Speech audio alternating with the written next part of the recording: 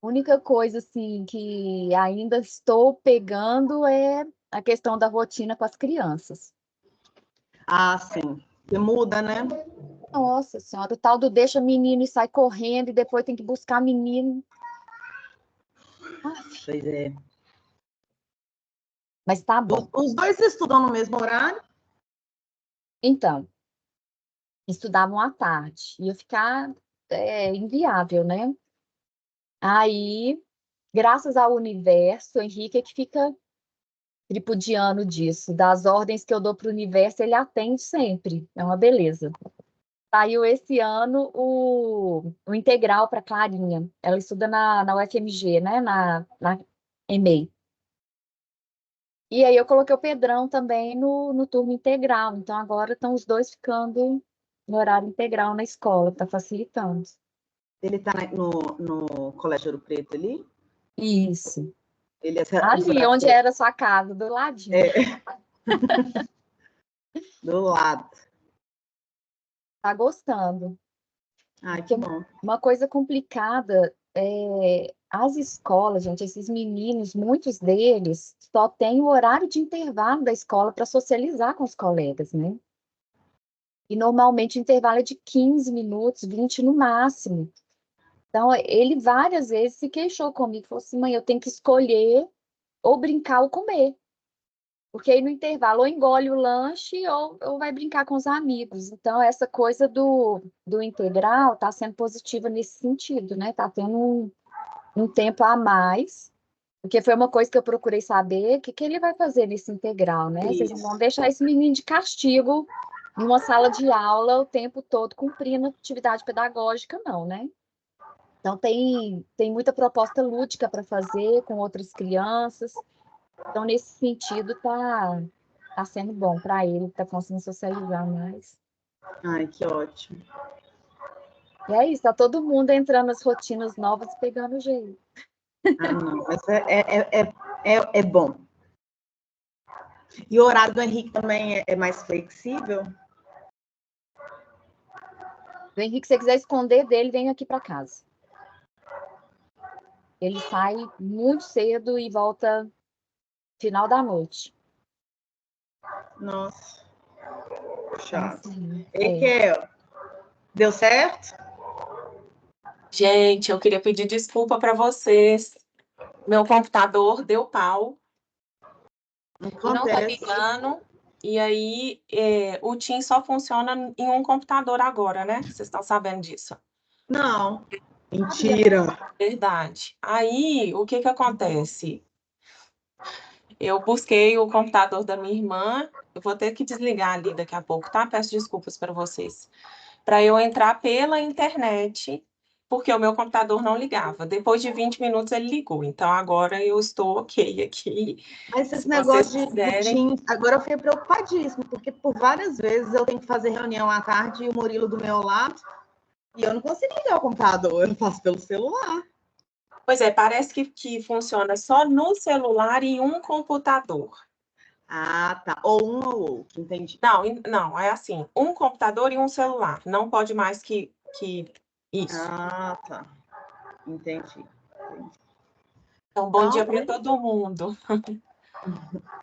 A gente pode iniciar a gravação? Já iniciou, me parece. Deixa eu conferir aqui.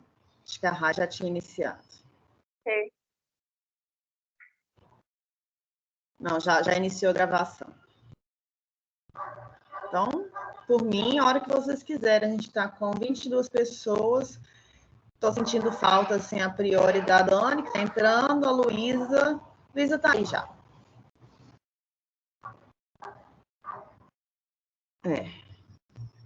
Então, bora. Oi, pessoal. Gente, então, eu acho que... Bom dia. Estou saindo de uma reunião e entrando para outra, né? Ei, Lu, bom dia. Meu computador morreu de novo, tá, gente? Então, olha só. Eu tô com a cara aqui, né? Tô com duas caras. Eu acho que a primeira coisa que a gente tem que fazer é apresentar um pouco da Carla Madeira, né? Um pouco da sua produção. É a segunda obra dela que nós estamos lendo aqui, né? E aí a gente já tem 3 livros, né? O quarto livro dela está saindo. Esses 3 livros, eles são escritos completamente diferentes um do outro, com temáticas diferentes, com enredos diferentes. E todo mundo que lê Carla Madeira se apaixona pela escrita de Carla Madeira, né? É uma escrita muito potente, é uma escrita muito feminina, feminista, e eu acho que ela toca em muitos aspectos da nossa vida e da vida das outras mulheres, assim, né? A Carla Madeira, aí, gente, eu vou pedir para todo mundo me ajudar aqui. A Carla Madeira, ela é escritora e ela é mineira. Acho que a Rai quer falar. Sim. Não, é só porque, Raquel, eu acho que a gente podia fazer uma apresentação antes, assim, porque do clube mesmo, né? Porque tem algumas pessoas que já estão há mais tempo, né? Mas tem algumas pessoas novas também que se inscreveram. Acho que era bom a gente fazer essa apresentação, assim. Então, as pessoas que estão aqui, inclusive com a câmera aberta, né? Eu, a Luísa, a Mirna, a Fata, somos parte da coordenação, né? Do grupo que organiza os encontros do clube.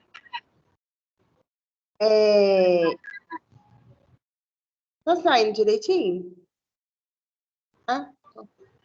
É porque eu tava... Tá falhando um pouquinho. Aí, ó. Tá.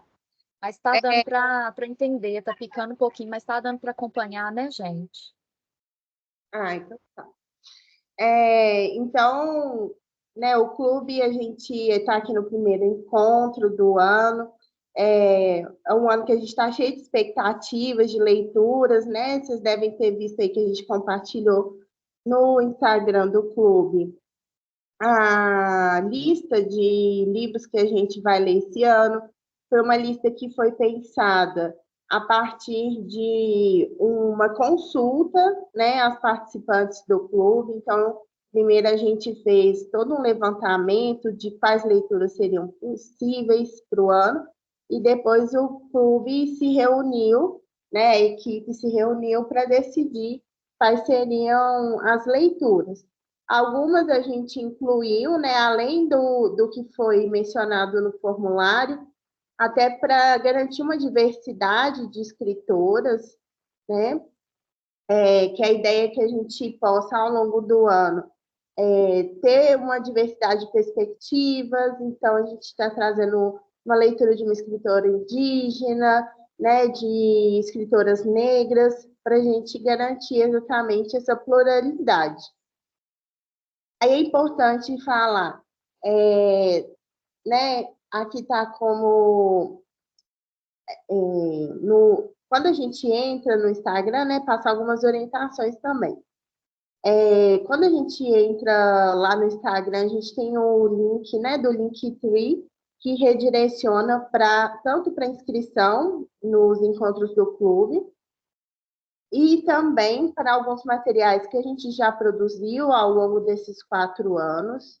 Então, quem quiser consultar um pouco mais da nossa história, né, daquilo que a gente tem escrito, vai estar lá disponível. E é importante que todo mundo que esteja presente nesse encontro, né, e nos encontros seguintes, tenha feito inscrição, para que possa receber o certificado posteriormente, né?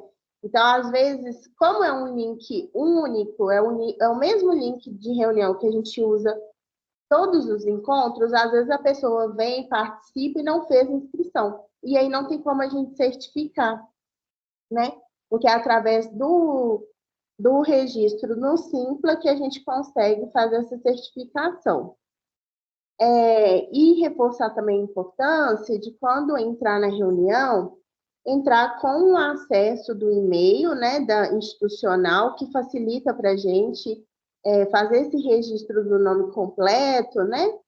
Ou então, se não entrar com e-mail institucional, colocar um nome completo, né, ou pelo menos nome e sobrenome, ou então, em último caso, mandar para a gente aqui no chat: olha, eu estou usando o acesso de outra pessoa, mas aqui está meu nome para o certificado, e aí a gente garante que não tenha nenhum erro e ninguém fique sem certificação. Assim, tá?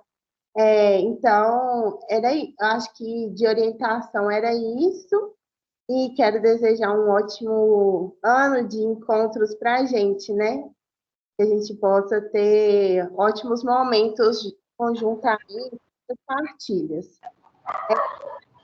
Se alguém tiver algum plano, né, dificuldade de ter acesso ao livro, né, procura a gente, manda mensagem lá no Instagram, que às vezes alguma obra pode ser com um acesso mais dificultado, a gente vê o que a gente pode fazer, tá?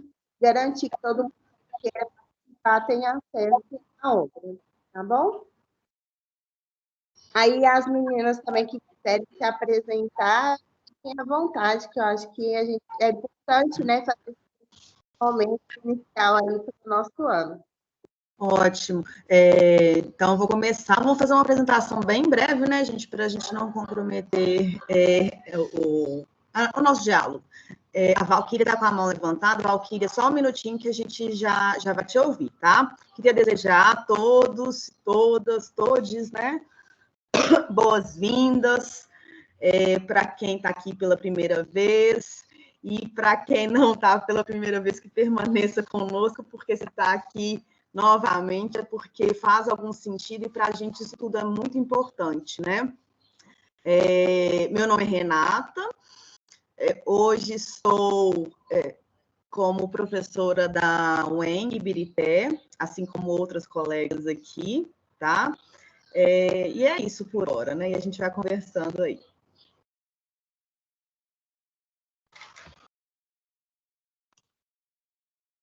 Olá, bom dia. Vou me apresentar também. Eu sou a Luísa, professora também da UENG Ibirité, colega aí da Renata e de muitas outras que estão aqui, da Raquel. E espero que a gente tenha um ótimo ano, né? Com muitas discussões interessantes aí.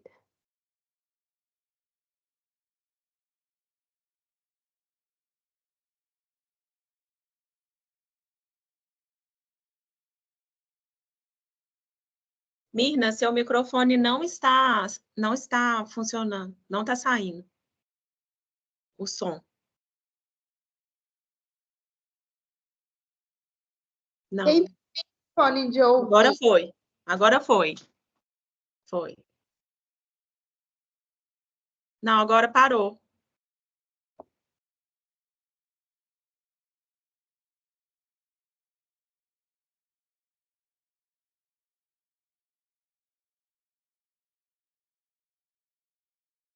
Tá, não, Mirna.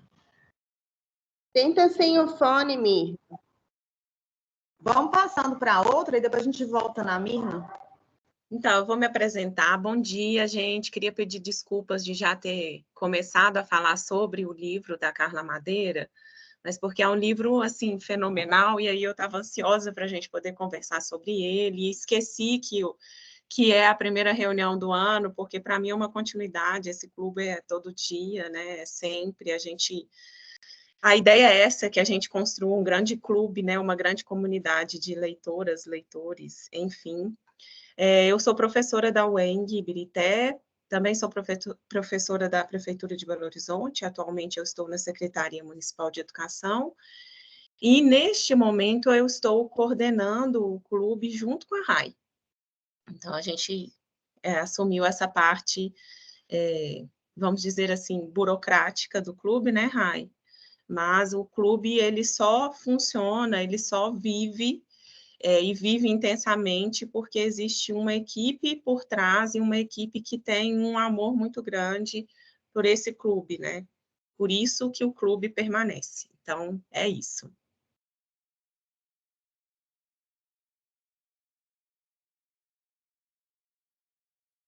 Ei, gente, bom dia. Desculpa o atraso. Correria desses sábados que a gente tem. E cheguei atrasada, mas cheguei. E depois aquela confusão para entrar no Teams, né, gente? Que é uma beleza, mas deu tudo certo. Bom dia. Eu não sei o que vocês estão fazendo agora. Acho que vocês estavam se apresentando, é isso? Todo mundo já se apresentou? Falta você. Falta eu. A Raja se apresentou. Ah, então eu já estou com o microfone ligado, eu posso furar a fila? Então tá, bom dia, eu sou a professora Daniela Passos, da FAIWENG, e eu incorporo essa equipe linda do clube, que eu estou no clube já vão para 3 anos, não é isso? Esse é o terceiro ano. Esse é o terceiro ano juntas. Terceiro ano que a gente está, né, Dani? Isso, que a gente está, né? Porque o clube acho que tem 4 ou 5 anos, se não me engano, mas que a gente está, são 3. E, bom, coordenei o clube por um tempo, hoje é Kel e Rai, essas lindezas. Rai, essa semana, inclusive, estava apresentando o clube num evento, né? Teria que ser eu, Rai e Kel, mas a vida estava tão complicada, então foi Rai apresentando o clube num evento muito lindo sobre literatura e história na PUC, e ela falou do clube lá para um monte de gente, bem legal. E estar no clube é uma coisa muito bacana, eu gosto demais, porque o clube me fez ler literatura.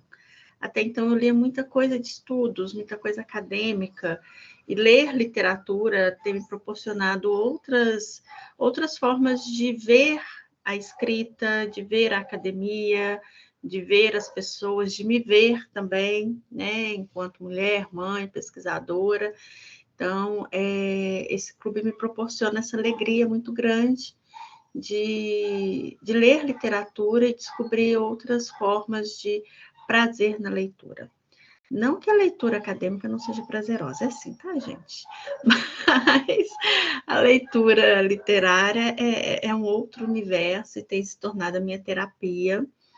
E foi com o clube que isso aconteceu e eu fico muito feliz. Eu acho que já falei demais, vou passar a palavra para a gente também poder falar do livro, que está muito lindo.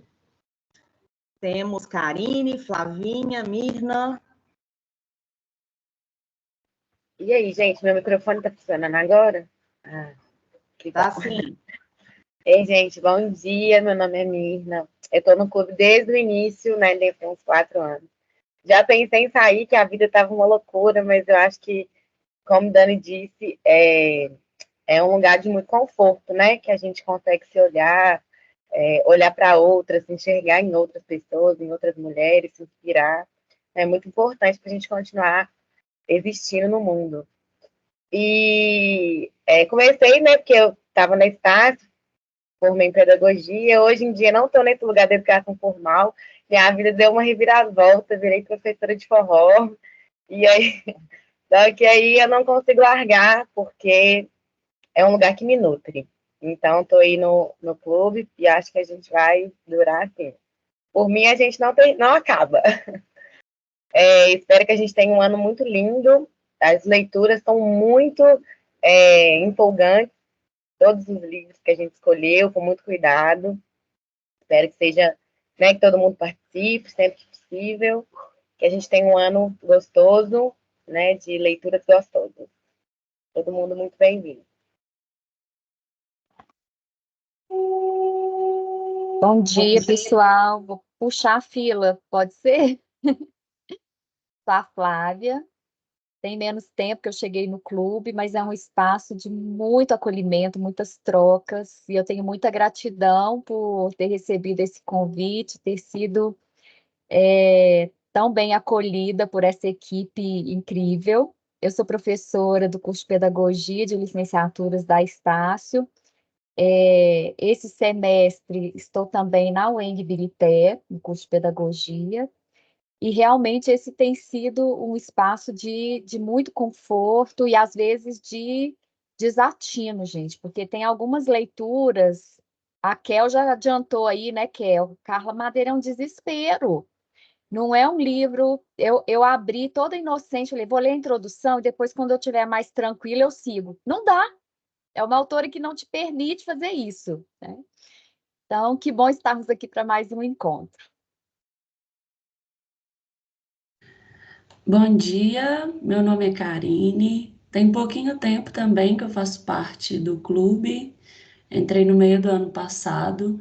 E o clube também é esse lugar de conforto, de respiro, de olhar para dentro de si também, a partir de algumas leituras. E é isso, sejam todos bem-vindos e sigamos juntos.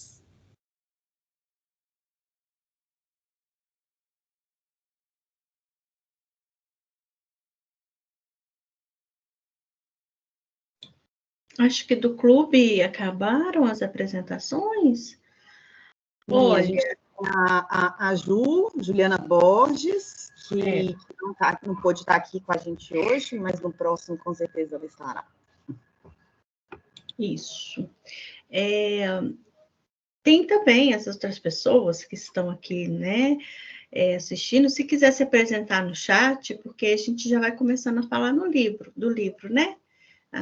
Os nossos convidadas de hoje, que estão aqui prestigiando, quem quiser falar um pouquinho de si no chat, fiquem super à vontade, tá bom?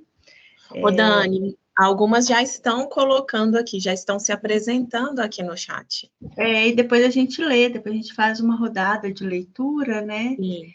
E vai falando um pouquinho das pessoas que aqui estão. E, enfim, a gente vai lendo um pouquinho do chat. Acho que a Kel tinha um vídeo para passar. Era um vídeo, Kel, que você falou, que talvez passaria? Sim, é um vídeo que a Carla Madeira fala sobre maternidade. Inclusive, começa falando sobre a pediatra, que foi um livro que a gente leu no ano passado. Só que eu vou pedir para alguém passar para mim, porque, né, como eu disse para vocês, o meu computador morreu. Espero que ele ressuscite em breve, porque eu preciso trabalhar o final de semana todo. Se alguém puder passar, eu compartilhei com vocês o link. Eu estou com o computador emprestado, então não consigo nem mexer aqui direito. Oi, gente, eu vou ser muito sincera, que toda vez que eu mexo nesse Teams, dá uma zebra danada. Foi uma luta para entrar. As mais tecnológicas aí. Hi, Karine. Coloca aqui. Acho que Karine está indo, Rai. Enquanto Karine está tentando, eu faço um convite para vocês seguirem a gente no Instagram, acho que a maioria aqui já segue, né? E um dos nossos últimos posts foi justamente a apresentação que a Rai fez do clube lá na PUC. Então, assistam também, vocês vão gostar bastante. Aí, ó, começou. André Del Fuego, que é uma escritora que esteve aqui, escreveu um livro sobre uma pediatra que não gosta de criança. Eu li, é muito bom. Maravilhoso. E aí você escreve um livro com uma mãe que manda o filho descer do carro. Que recado é esse que vocês estão nos dando? Assim, trazendo uma mulher mais de verdade para a gente encarar? Eu acho que não existe uma mãe que não tenha passado por uma situação limite de irritação e de cansaço que ficou ali no fio da navalha, do tris. Sim. De poder ter um ato extremo. Extremo e não aceito, porque mãe, né, essa romantização desse lugar que eu acho que o recado é esse. Assim, a gente precisa desromantizar esse lugar, entender o quanto ele tem coisas maravilhosas, o quanto ele tem coisas dificílimas e o quanto ele tem coisas que podem ser alteradas, que precisam ser alteradas. Quer dizer que não tenha coisas maravilhosas na maternidade. Lógico. Então, como que a gente olha para essa sobrecarga e olha para isso e e começa a entender o que é uma coisa que não precisa estar ali, que não faz parte da condição de ser mãe ou da situação de ser mãe, ter esse pacote inteiro, entendeu? Você tem coisas que... Sim, um sacrifício, né? Olha lá a visão sacrificial. Olha aí o sacrifício chegando. Você se lembra de algum momento que você chegou nesse triz aí, nesse limite? Não tão radical quanto Vedina, né? De largar a criança no meio da rua, mas de pegar e falar, para com isso. Eu já avisei. Eu acho que isso sim, assim, não, ai, sabe? Ou de falar assim, não, sei lá, viver situações que você fala, peraí, assim, que bom que eu vou ali trabalhar, ou que eu vou sair, ou que eu não... Que eu não vou olhar para sua cara. Que eu não vou estar mais aqui nesse lugar de mãe, que eu vou viver outra coisa.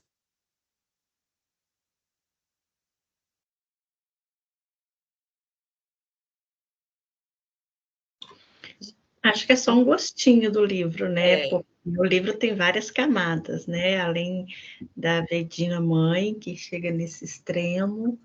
Quando o Tasso pergunta qual foi o extremo que você já chegou, Carla, ela fala, né? Acho que toda mãe já chegou nisso, de dar um beliscão e falar, pelo amor da deusa, da paz, né? Porque é um lugar complicado, sabe? É um lugar que não é fácil, não. Então, a gente começar a entender que não dá para romantizar a maternidade é muito importante. E acho que a gente já vem fazendo isso um pouco com o clube, né? Quando ela cita pediatra, nós lemos, né, o ano passado, e vai assim, é claro que ser mãe é algo de muito aprendizado, e é magnífico também, mas não é magnífico o tempo inteiro, né? Tem seus poréns, tem seus problemas. E aí, novamente, falando no livro, tem várias camadas, né? Tem a Vedina, e a gente fica, né, querendo ler a parte dela para saber o que vai acontecer, se vai achar o filho e tal, você vai querendo atropelar o livro. Mas tem a parte das outras personagens também, né? Então, são muitas camadas, assim. O próprio movimento de se tornar homem, né? Que é o caso do Caim e Abel, também é algo complexo. E enquanto mãe, lendo, né, a história do Caim e do Abel, foi me dando muita fadiga, foi me dando muita angústia, assim. Porque você, enquanto mãe, fica colocando seus filhos, né, em determinados lugares, em determinados papéis, né? Então, lendo, eu ficava imaginando como é que vai ser Joaquim mais velho e tal, essa situação. Então, enfim, é um livro de várias camadas, acho que tem muita gente para falar também, eu tenho que calar porque eu falo muito, né, gente? Enfim. Mas eu acho que é importante a gente começar junto com esse vídeo, porque o livro começa assim, né? Com essa parte. E aí já dá uma angústia, porque a criança some, você já vai ficando desesperada, meu Deus. E aí corta para vir a história do Caim e do Abel. E aí você fica, né, também presa ali. Então, todos os momentos você fica muito presa. Eu li, gente, esse livro, assim, com poucas horas. Foi bizarro. Eu não conseguia parar de ler. Teve hora que eu sentei, eu li umas 4 horas direto. Eu falei, gente, eu não consigo, meu Deus. Tira de perto de mim. E aí, eu achei muito legal a disposição do livro com relação aos capítulos também, porque começa no 1, aí vai para o 18. Aí é 2, 17. Ela faz isso para se encontrar, né? Eu achei genial. Eu adoro essas coisas que não são ditas, mas que você percebe, né? E é isso, já comecei o livro angustiada. Falei, meu Deus, o que vai acontecer com essa criança? Né, e entender essa mãe, porque realmente, como vocês dizem, eu não sou mãe, mas assim, né, tem hora que é difícil mesmo controlar o que a gente sente, porque, enfim, muitas coisas, são muitos atravessamentos. Ela fala justamente sobre isso, sobre uma rotina que ela está ali, uma dinâmica, e aí aquela criança, aquele barulho, a rua, tem um caminhão, tem não sei o quê, tem várias informações, e ela tendo que lidar com aquilo tudo, né? É isso. Ô, Mirna, mas eu fico pensando que são os atravessamentos de ser mulher, né? Eu acho que esse livro vai dizer muito para a gente desses atravessamentos, porque nós ocupamos várias funções em vários contextos, e muitas vezes a exaustão chega e a gente se cobra absurdamente, assim. Então, a gente pensa nessas mulheres aí o tempo todo, né? E aí, assim, mulheres que aceitam qualquer coisa a qualquer preço para estar em um lugar que a sociedade impõe que a gente esteja, né? Então, assim, encarar um relacionamento com alguém porque senão vou ser sozinha para o resto da minha vida, e qual que é esse preço, né, de encarar esse relacionamento, enfim. Eu acho que a mulher é atravessada por diferentes lugares, a gente cuida de todo mundo, né? E muitas vezes a gente não se cuida. Então, assim, é muito para a gente pensar mesmo, né? Esse espaço aí, esse livro.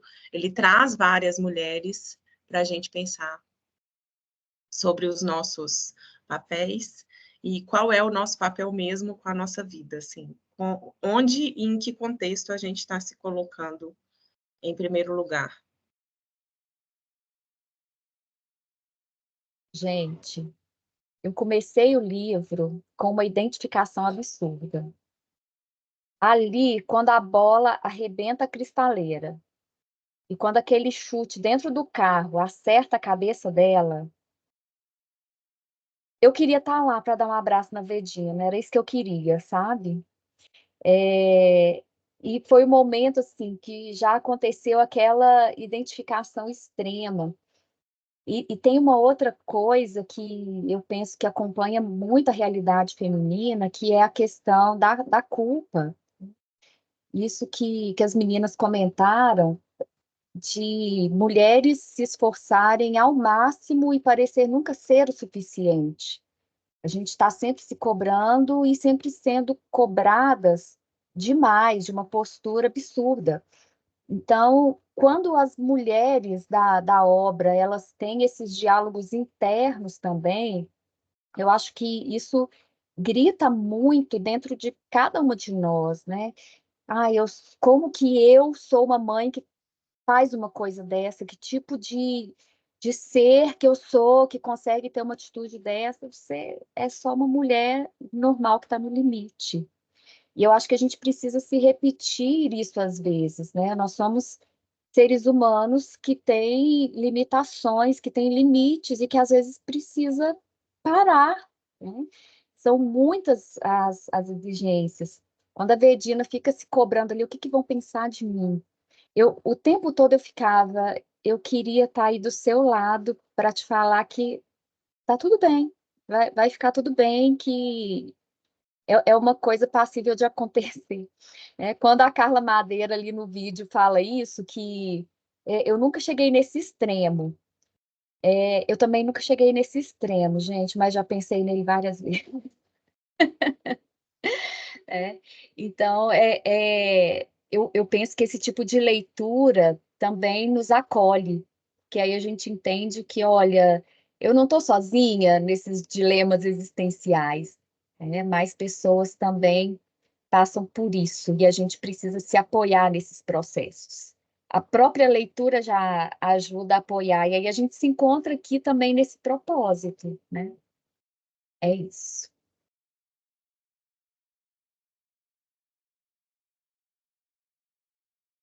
E eu acho que é importante também, a gente já falou isso em vários momentos, eu acho que é importante também a gente dizer da depressão, da depressão do pós-parto, o tanto que essa depressão é potente, e o tanto que muitas mulheres não dão conta de assumir que precisam de ajuda, e muitas mulheres vão aceitar ajuda depois de 2 anos. Então, eu acho que é importante a gente pensar nesses aspectos também. Às vezes, as mulheres tomam determinadas atitudes por uma questão...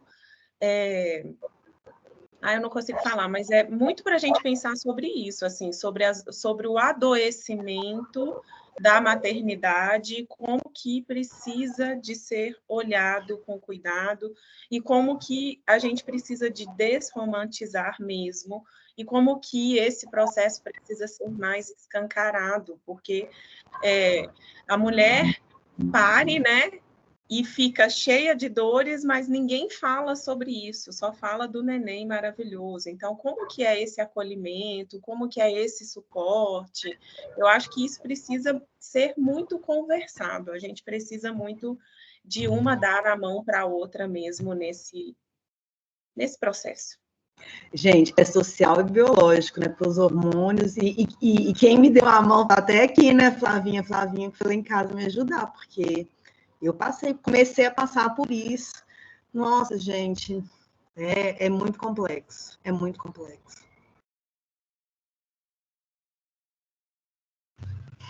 Tá sem áudio, Dani. Desculpa, gente. E quando a Kel fala dessa questão da depressão, é muito interessante que no livro a gente percebe que ela não está cometendo só as mulheres, ela comete os homens também. Perceba, né? O pai do Caim e Abel, ele precisava de uma terapia, né? De tudo que ele passou, né? Os próprios filhos, né? O Caim talvez nem tanto, mas o Abel, ele precisava de uma terapia, assim, urgentíssima para lidar com todas aquelas situações. Então, era um menino deprimido, era um menino, sabe, sem alegria. E aí, quando a gente vê, né, a história bíblica, Caim matou Abel, de certa forma, no livro também, o Caim mata o Abel, né? O Abel é um menino que não tem vida no olho, né? No olhar. A mãe fala assim, eu olho para esse menino e não vejo vida. Então, parece que Caim, de uma certa forma, né? Com sua alegria, com sua espontaneidade, com a sua inteligência, com estar com quem o Abel sempre amou, acaba matando ele de uma certa forma, né? Então, isso, sim, me deixou muito chocada no livro, essa questão dos gêmeos, né? Então, são gêmeos, tem que ser iguais em tudo, que era o que a mãe queria. E aí, nisso dela forçar a igualdade das crianças, ela acaba matando um, né? Ajudando a matar um, digamos assim, né? Porque um se sobressai, o outro se retrai. Isso é muito forte no livro, né? E é uma das situações que também vai corroborar por toda aquele acontecimento do início, né? Que é o largar o filho na rua. Por que Vedina faz aquilo, né? Ela está num relacionamento tóxico com Abel desde sempre, né? Vivendo ali da violência simbólica, da violência física, e aí vem a criança, e educar o menino é diferente de educar uma menina, sem sombra de dúvida. Menino é aquilo, é explosivo mesmo, é jogar bola, é correr, pular, você está cansado, o menino está pulando em cima de você, você fala, pelo amor de Deus, né?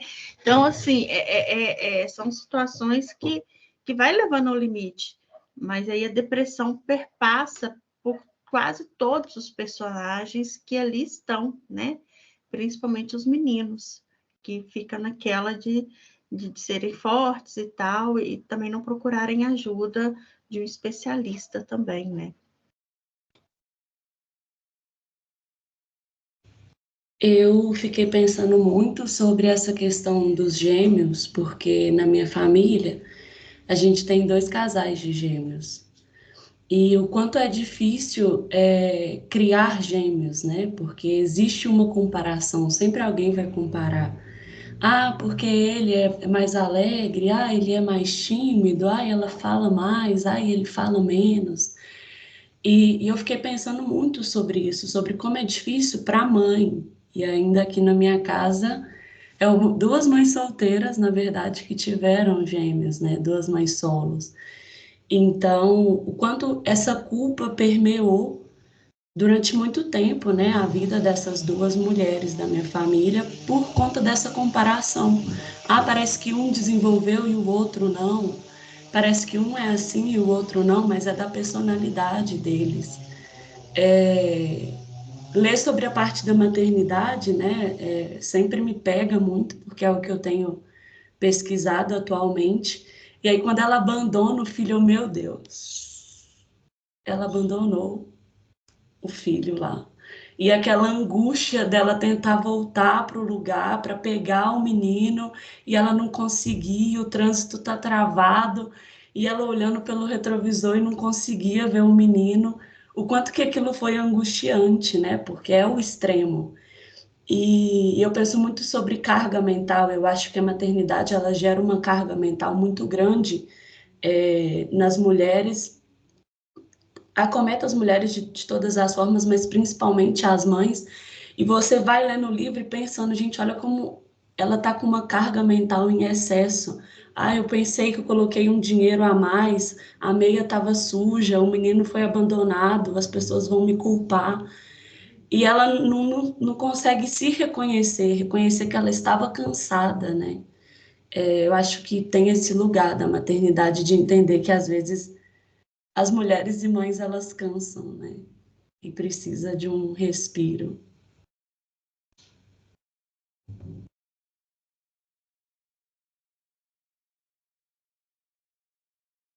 Eu penso que a própria Custódia, né, que é o nome da mãe dos gêmeos, ela também é uma mulher que está cansada, né?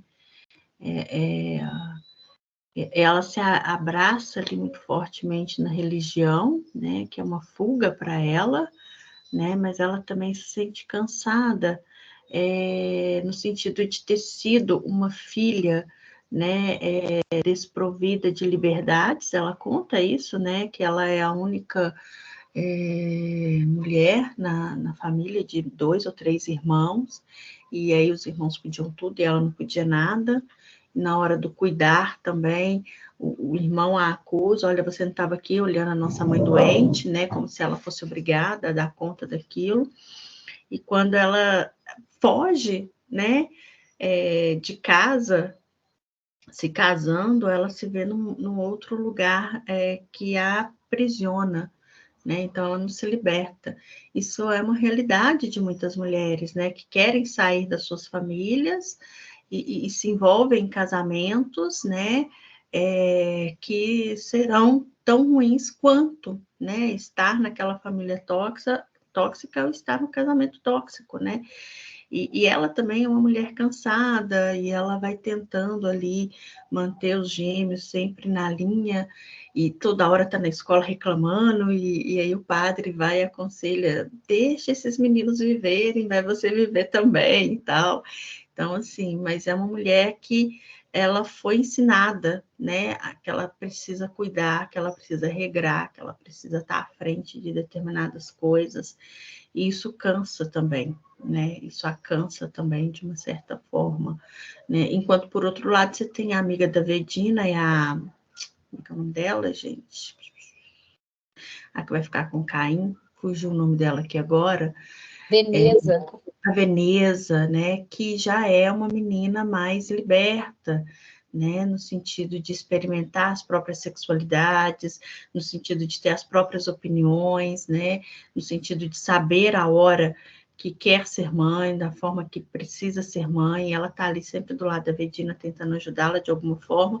Então, perceba a diferença, né, que é ser essa mulher que tem, né, a opinião, que tem a possibilidade das escolhas, né, e a outra mulher que foi regrada, foi puxada, foi, né, fechada ali da realidade. Então, por isso que eu falo que o livro tem muitas camadas, né? Ela traz várias perspectivas para pensarmos, né? O ser mulher e o ser homem também, né? As várias perspectivas ali. Tanto é que é um livro mais robusto, né? Se for comparar com Tudo é Rio, que a gente leu também, que é um livro que suga a gente, é mais curtinho. Esse ela trabalha mais, né? A questão das subjetividades de uma forma mais densa, mas que nem por isso você demora muito tempo para ler. Como diz a Mirna, você, pelo amor de Deus, tira esse livro da minha frente, que eu vou ter que fazer outra coisa, né? Então, acho que são várias camadas para a gente pensar mesmo.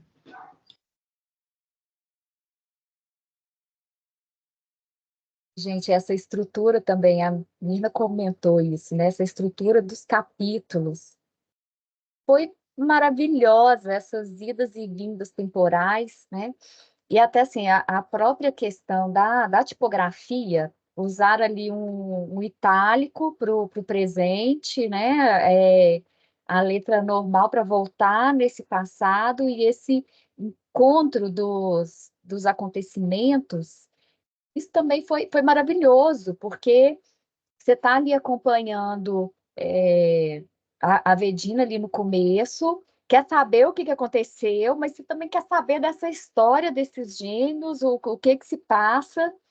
Então, eu acho que essa estratégia também ajuda a reforçar esse pacto ficcional da narrativa dela, né? Nos mantém ali ligados. Eu, pelo menos, era assim, não, eu vou só ler mais essa parte aqui da Vedina, aí eu paro aqui para fazer...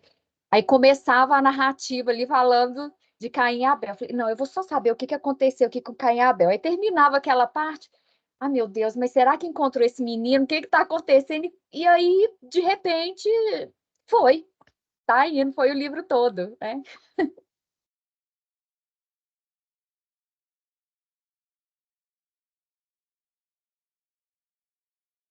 Ai, pode falar. Não, eu achei interessante, assim, dos personagens, né? É que rompe com essa ideia de que assim, ou a pessoa é boa ou a pessoa é ruim, sabe? Que muitas vezes tem essa dualidade, assim. Então, né, as pessoas, elas são constituídas daquilo que acontece com elas, das pessoas que elas acompanham, né, da trajetória, das experiências delas, assim. Então, eu acho interessante, porque às vezes, em algumas narrativas, tem muito essa dualidade daquele personagem que é bom, né, que é puro, né, e aquele personagem que é mal, né, que é só maldade, né. E aí rompe com essa ideia, porque os personagens, eles não são nem bons nem ruins, eles são aquilo que eles conseguem, que eles dão conta de ser, né, frente àquelas situações que estão colocadas para eles, né? E é interessante a gente ver, porque às vezes também a gente faz muito essa separação na nossa vida, né? Ou a pessoa ela é ótima, maravilhosa, ou ela é péssima, né? E aí é interessante que na história a gente consegue se aprofundar no que de fato está por trás das ações, né, daquelas pessoas. E eu fiquei pensando muito nessa ideia de véspera, assim, né? Como que às vezes o que separa o acontecimento não necessariamente é a intencionalidade da pessoa, né? Aquilo que ela quer fazer, mas é aquilo que acontece, né? O fato. Né? Então, eu fiquei pensando nisso. O que separa é muito difícil, né? Pensar assim, o que separa ela que largou o filho, né? De outras mães, por exemplo, que passam às vezes pela mesma situação foi só uma ação, né?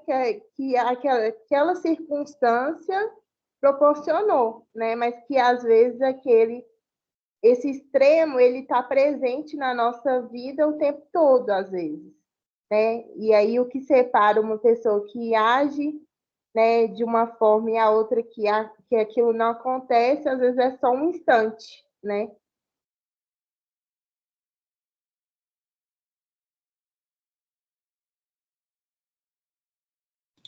Eu meio que li o livro igual a Flavinha falou, né? Você quer saber o que acontece? Peraí, eu vou ler aqui só essas partes do presente. Ah, não, preciso voltar no passado que eu já não estou entendendo o presente. Peraí. E, menino, né, uma angústia, assim, muito grande. Eu fui lendo dessa forma, um tal de vai e vem que eu arrumava com o livro. Mas, assim, eu queria trazer também outras possibilidades que o livro nos fala, principalmente no campo da escola, né? Você tem lá o clube de matemática, né? Os jardineiros, né? Do professor Jardim. E aí tem uma passagem muito interessante que a Veneza é a primeira menina a entrar no clube dos jardineiros. E aí ela leva a Vedina também com ela, porque ela vê na Vedina um potencial. E aí tipo assim, por que ela é a primeira menina, né? E o professor, meninas não gostam de matemática, nunca me passou pela cabeça ter uma menina, né, no nosso clube aqui de matemáticos. E a Veneza era uma das melhores, né, do clube ali, ela e o Caim. E eu achei isso muito interessante quando ela coloca isso no livro, essa classificação, né, das próprias meninas na ciência. Então, matemática não é para elas. Mas olha aqui, a Veneza e a Vedina rompendo, né, esse estereótipo, inclusive dando um tapa na cara do professor. Olha, peraí, né, a gente também sabe matemática, por que a gente não pode estar nesse clube? E ele se pega, mas eu não sei nem lidar com uma menina do clube, nunca tive nenhuma, não sei nem como é que funciona, né, essa questão de meninas no clube. Então, achei essa proposta muito interessante. E eu fiquei refletindo muito, eu não sei se vocês chegaram a uma conclusão, eu não sei se eu cheguei, sobre a morte lá do Pedro, né, do Pedro Parede, e aquilo, até que quando Caim e o Abel começam a discutir no final do livro, Caim fala, né, e o Pedro, né, que aconteceu naquele momento que eu saí, ficaram vocês dois, né, e de uma hora para outra o Pedro aparece morto, e aquilo ali também me deu uma angústia, sabe? Assim, será que ele empurrou, não empurrou?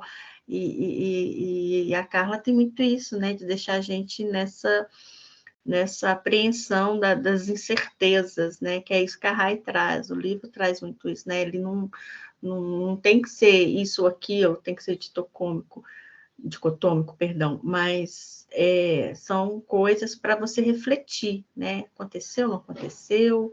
É ou não é? Né? Como é que essa situação se deu nesse momento, né?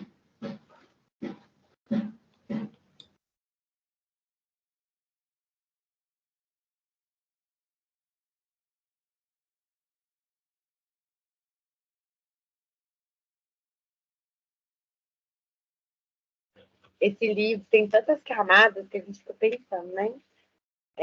Passa muitas coisas. Por exemplo, o padre.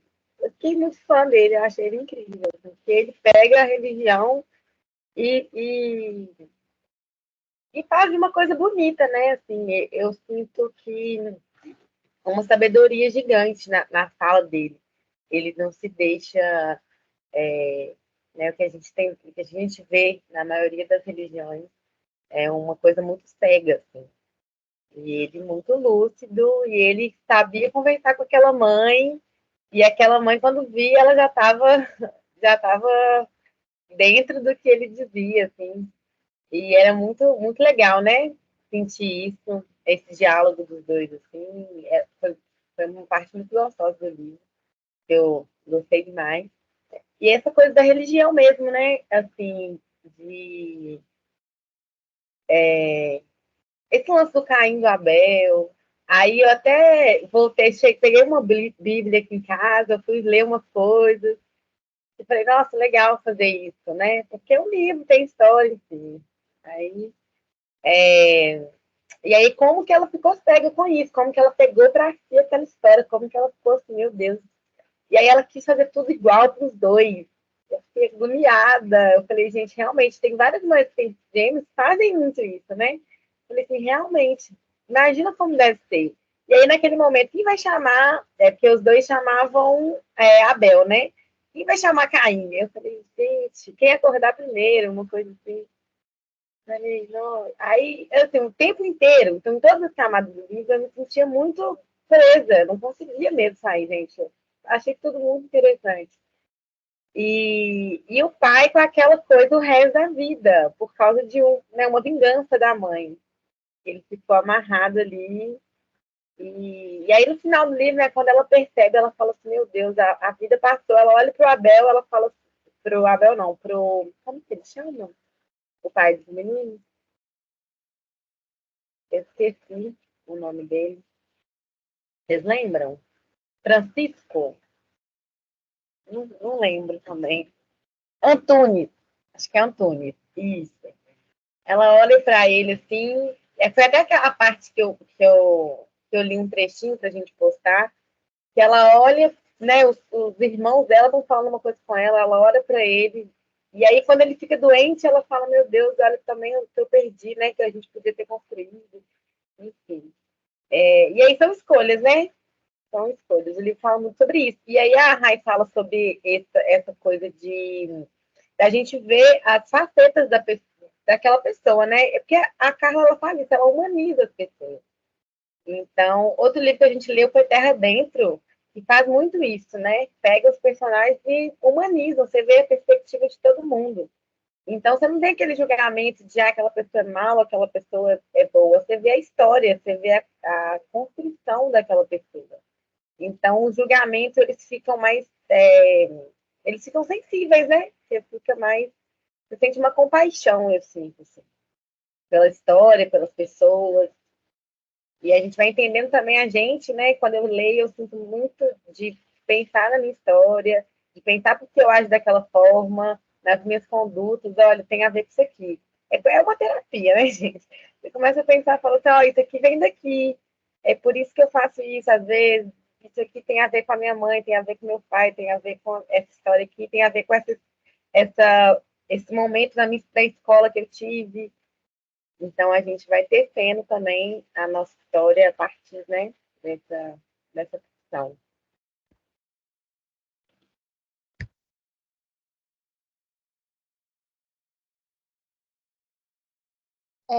Eu acho que a gente podia, e Karen está com a mão levantada também, mas fazer a leitura de alguns comentários aqui do chat.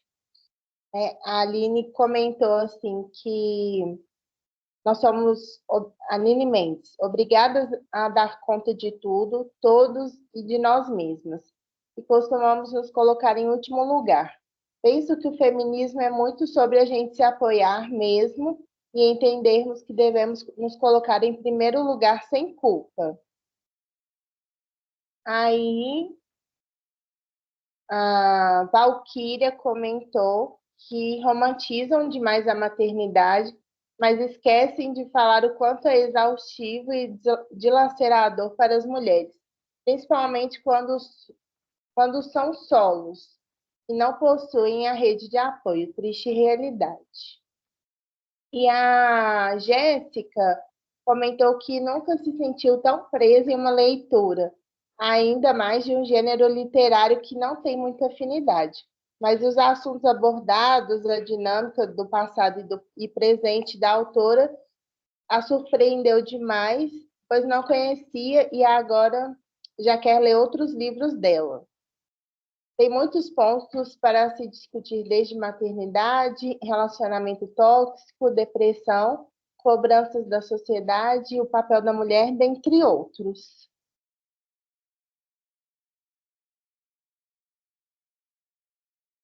E comentou aqui também que muitas vezes se viu em Vedina e Custódia no aspecto da maternidade, das cobranças, né? Muito importante os comentários no chat também, tá, gente? Para, né, especialmente quem não se sente à vontade aí de abrir a câmera, falar, mas também, se quiserem, né, tá aberto aí para fala, para a gente poder ouvir um pouquinho de vocês também aí o que acharam. Karine?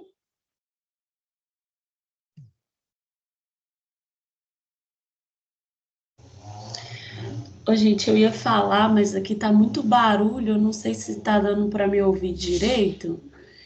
E além de tudo, o meu bulldog tá num pico de energia aqui no quarto e tá meio tenso. Mas eu fiquei pensando muito sobre a questão da sexualidade também, quando a Custódia, ela se casa, e aí a lua de mel, né, e aí ela tem aquele choque de ver pela primeira vez um homem nu, e como que ela vai falar sobre essa questão da sexualidade ser esse lugar que não é discutido, né? A mãe nunca falou com ela sobre isso, e aí ela chegou lá naquele momento, né? O casamento era uma forma de escape, e aí ela tem que lidar com aquela sexualidade sem nem saber, sem pé nem cabeça, né? O que estava acontecendo. E aí ela fala sobre essa primeira vez, de que não gostava, e aí eu fiquei pensando, que as mulheres muitas das vezes não vivem a plenitude da sexualidade, né? Eu li algumas coisas falando sobre, quando eu tô na relação sexual, eu fico pensando, vai sujar o lençol, vou ter que fazer isso, depois eu vou ter que limpar, vou ter que fazer aquilo. E a preocupação dela era só engravidar. ela queria ter um filho a qualquer custo e não conseguia sentir prazer ali naquele momento, porque o objetivo era só ter um filho. E quando ela não consegue, ela se frustra, né? Para que eu estou passando por esse sofrimento, sendo que eu não consigo chegar no objetivo que é ter um filho, né? Então ela se agarra à religião, porque, né? Se uma pessoa pode ter filho sem relação sexual, eu também posso ter. E é isso, assim. Acho que o livro tem muitas camadas e tô vendo aqui as minhas marcações no Kindle e a gente fica até sem saber o que falar. Gente, só um comentário rapidíssimo. Eu amei as releituras do Padre Tadeu. A releitura que ele faz da história de Caim e Abel, eu achei incrível, porque eu fui criada em uma família muito católica, né? Meus pais são católicos, assim, ortodoxos. Eu falo que é religião com nome e sobrenome, né? Eles nunca se apresentam como católicos. Eles são católicos apostólicos romanos, né? É desse nível. E aí, quando ele coloca em xeque essa intencionalidade de Deus, olha, já estava tudo determinado, né? Caim precisava passar por isso. E a Custódia se vê diante daquela situação, mas como assim, né?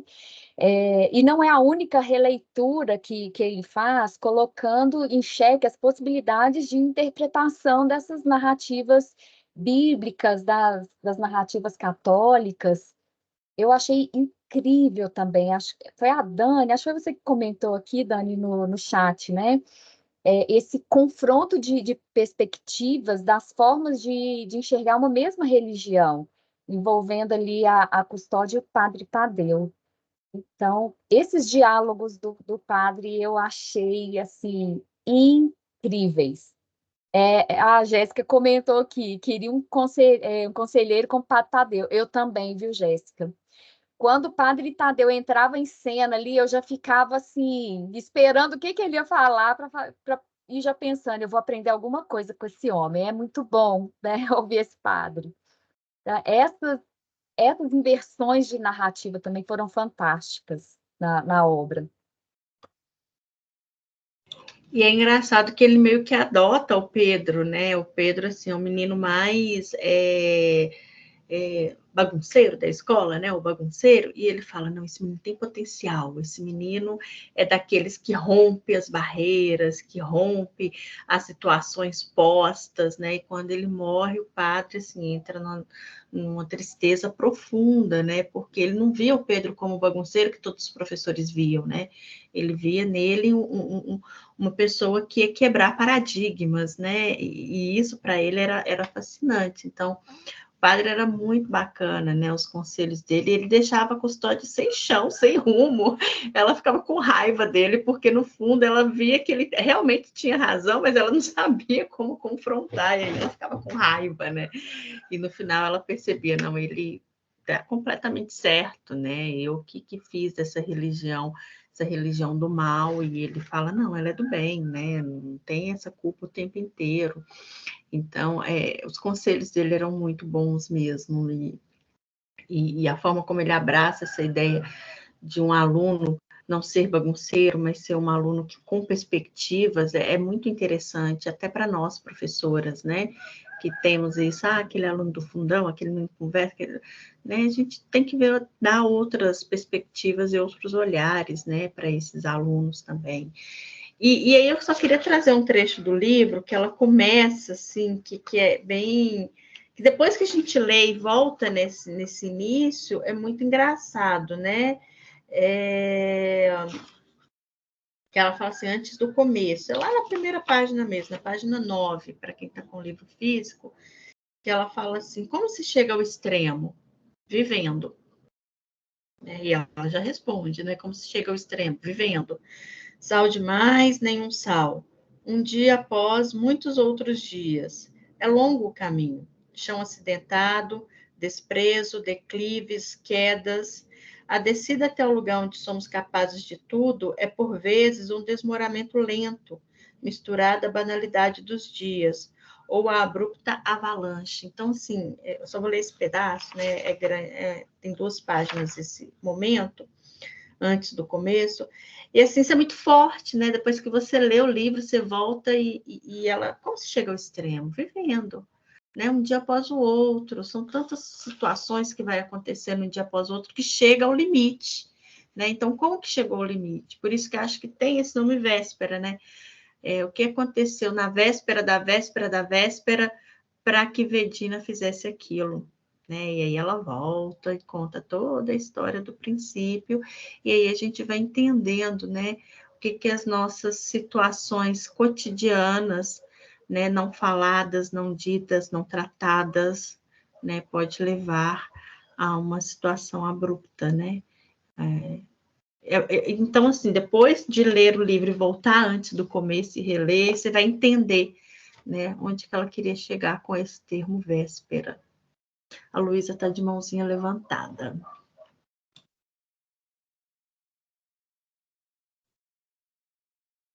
Então, o que vocês falaram no Padre Tadeu, o que eu estava querendo abordar aqui não tem a ver com isso que a Dani pautou agora, não.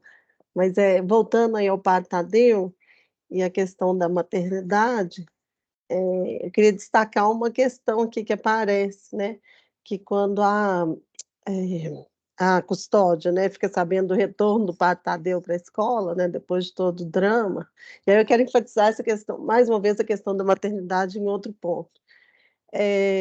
Quando ela retorna para a escola, quando ela soube que o Padre Tadeu retorna para a escola, dá um ânimo nela, e ela começa a fazer um pullover para ele, e quer pôr linhas coloridas para mostrar que ele é mais caótico, né, que ele não é tão linear assim, tudo mais.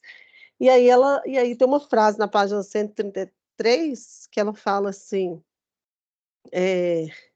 seria pecado se distrair tanto a ponto de não sofrer mais, né, pelos meus filhos, Caim e Abel? O que está isso quer ver?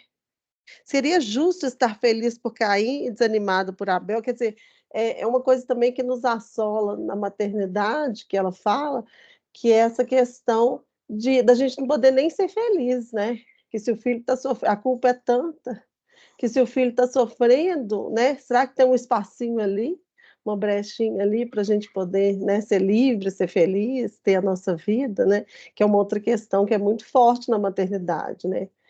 Que a sociedade nos impõe, né? Que se nosso filho está ruim, está triste, a gente está desmoronada junto, né? E eu achei interessante, assim, que nessa brechinha, né, que foi um momento de felicidade nela, ela mesma faz essa questão para ela. E se culpando, né, Luísa? Se culpando, a culpa está assim, o tempo todo presente, né? Maternidade é sinônimo de culpa, assim, também, porque se está triste, por quê? O que eu fiz? O que está faltando? Onde está? Né? E se eu estou feliz, meu Deus, eu não posso. Eu não posso, né? Eu tenho as minhas outras coisas e tal. E aí vai olha meu filho sofrendo, olha meu, né? E aí vai de encontro com o que a Jéssica fala aqui, depois a gente lê mais, mas ela fala uma coisa que é bem legal, que vai de encontro com a sua fala, Luísa, que é quando ela passa a olhar para si, né, e faz os seus tricôs e ganha dinheiro. Então, como que ela se torna autônoma também nesse momento, né? Não, Caim vai a essa viagem, eu vou pagar, porque eu tenho dinheiro para pagar, né? Então, isso é muito bom. Então, acho que todas as mulheres, elas precisam de ter sua própria renda. Se a gente vive nesse sistema capitalista, infelizmente, a gente tem que, então, ter as nossas próprias rendas, né? Até mesmo para se tornar uma mulher liberta, com autonomia, né? E às vezes também vem a culpa. Nossa, eu estou tão distraída aqui no meu trabalho e eu preciso, né? Isso me acontece muito. Ontem mesmo eu fiquei o dia inteiro trabalhando aqui no escritório. Uma hora o Joaquim veio e aí ele começou a me perturbar, mas eu vi que ele estava perturbando para chamar a atenção. E eu falei, não, Joaquim, agora não, tô ocupada. Tá? Ele saiu, e aí eu fiquei com aquilo. Gente, eu não parei nem para deixar Joaquim me perturbar, sabe? Então, assim, é sempre culpa atrás de culpa, né? E como que, ao mesmo tempo, você precisa ter o seu ganha-pão para você se tornar uma pessoa mais autônoma, né? Uma pessoa que possa também comandar a si própria, a sua própria vida, né? E se é o dinheiro que faz isso na nossa sociedade, as mulheres precisam ter, já dizia Virginia Woolf lá, né? Ela precisa de 500 mil libras, 15 mil libras, não sei, e um teto para poder escrever, né? Sem isso, ela não vai conseguir. Então, ela precisa ter essa independência para ela também ser ela, né? Em algum momento.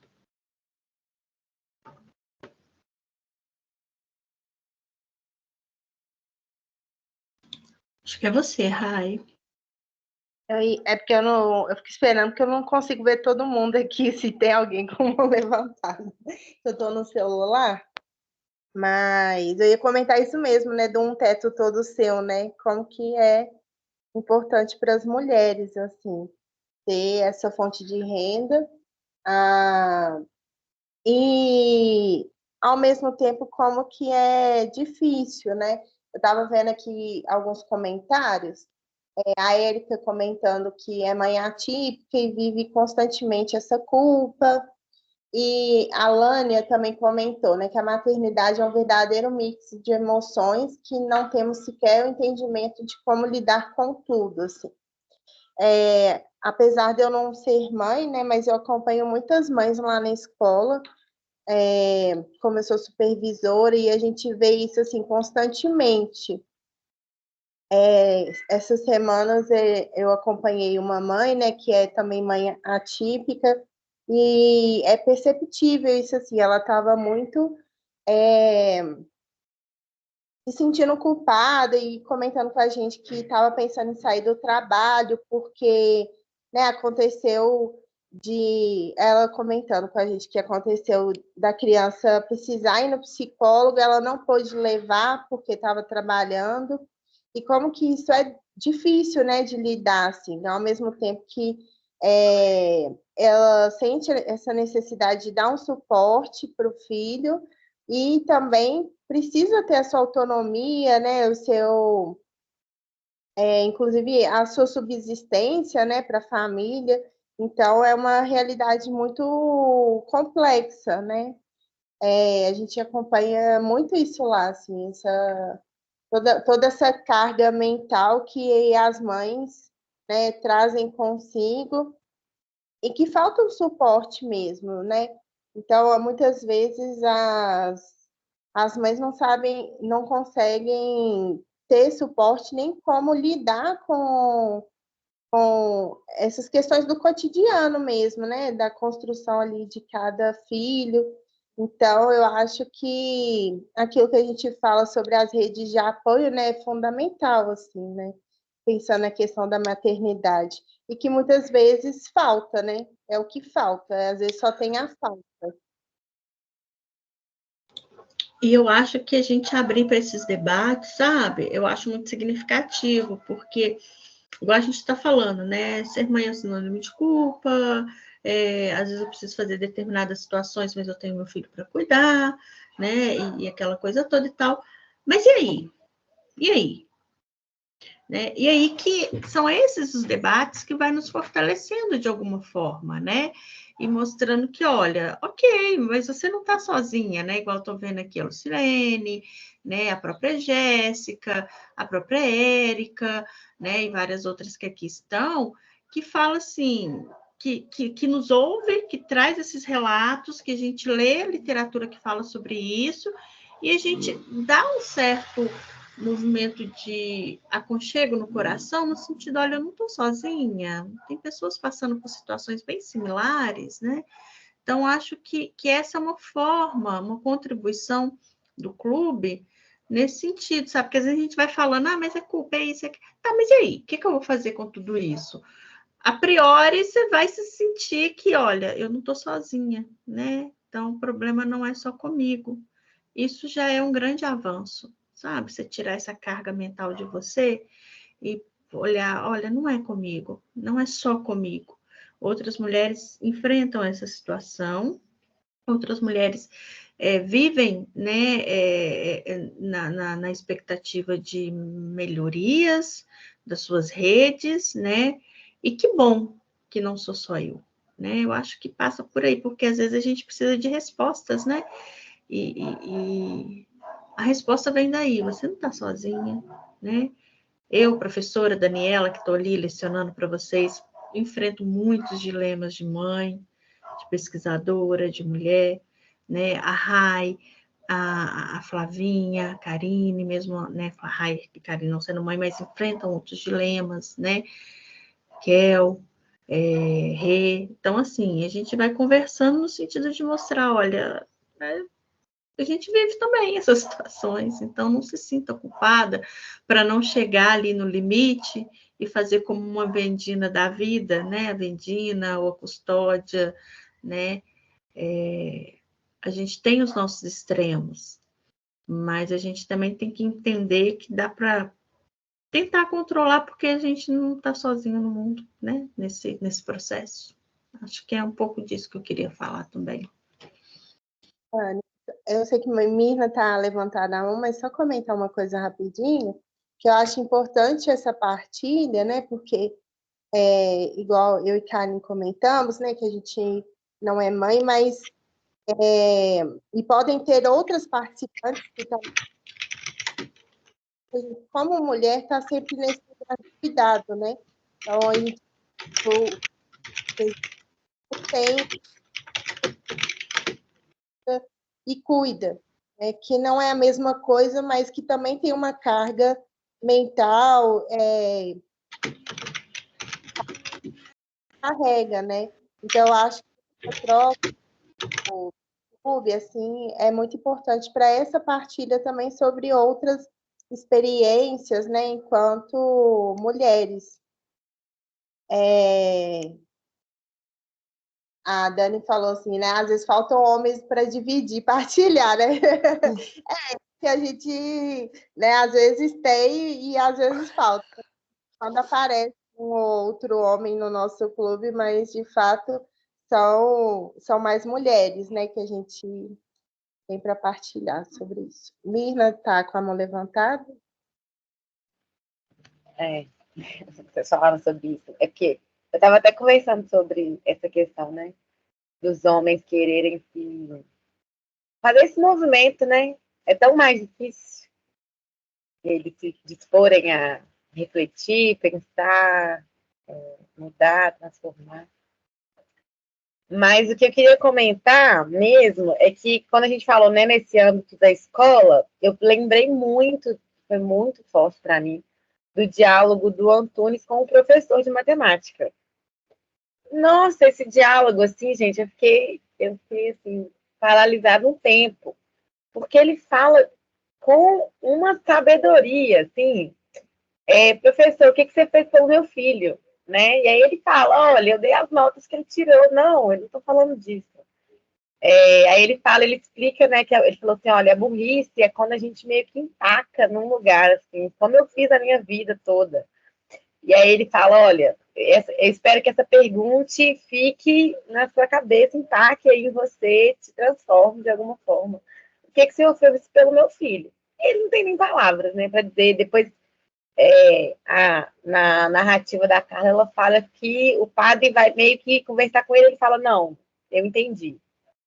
E aí o livro, a narrativa da Carla faz com que a gente humanize tantas pessoas que a gente pensa já nesse professor, né? Como ele chegou a ficar dessa forma, porque ele era um professor que caçoava dos alunos, né? Não se importava, mas aí a gente começa a entender como também foi a história desse professor, né? Como ele chegou ali, por que ele tratava aqueles alunos daquela forma.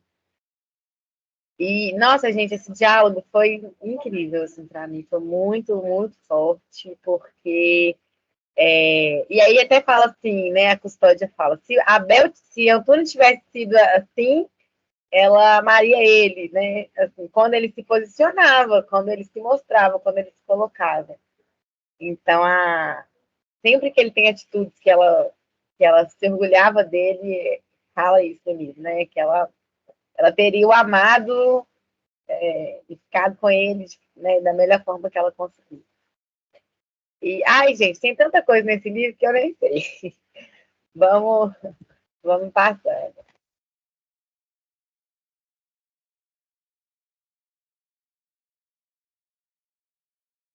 A Aline tinha comentado alguma coisa sobre Aqui, ó.